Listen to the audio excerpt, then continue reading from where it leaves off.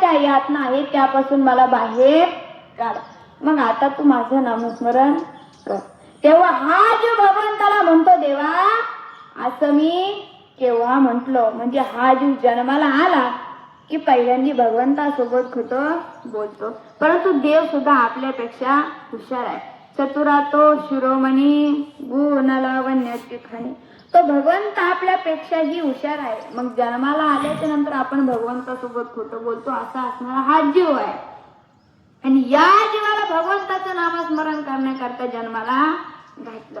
परंतु या जीवनामध्ये आपण भगवंताचं नामस्मरण करायला आपल्याला वेळ राहिला नाही. का तर आपण सर्व जीव परमार्थामध्ये न गुंतता आपण संसारामध्ये गुंतलो. मग संसार कसा आहे? अरे हा संसार संसार जसा तवा चुल्यावर, आधी हाताला चटके मग मिळते भाकर. अरे हा संसार संसार दोन जीवांचा विचार, देतो सुखाला नाकार आणि दुःखाला होकार. अरे हा संसार संसार जस कप बशीच घर, बशी बसे जागेवर कप हिंडे दारोदार. अरे हा संसार संसार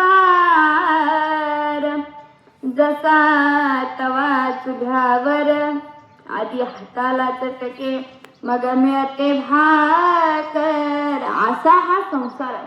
या संसारामध्ये दुःख आहे असं मी सांगत नाही, संत महात्मे सांगतात. दुःख बांधवडी आहे हा संसार, सुखाचा विचार नाही कोठे. संसार दुःख मूळ चहूकडे इंगळ, विश्रांती नाही कोठे रात्रंदिवस तळमळ. या संसारामध्ये कुठेही विश्रांती नाही. रात्रंदिवस या संसारामध्ये कष्ट करावे लागतात, तळमळ करावी लागते. आणि या संसारामध्ये मग आपण सुख शोधण्याचा प्रयत्न करतो. माझं असं मत नाही की तुम्ही संसार करू नये. संसारी असावे असो नि नसावे. संसार करता करता परमार्थ करायचा. कमळाचं फूल सर्वांना माहिती आहे. ते कुठे येतो? पाण्यात येतं, बरोबर ना?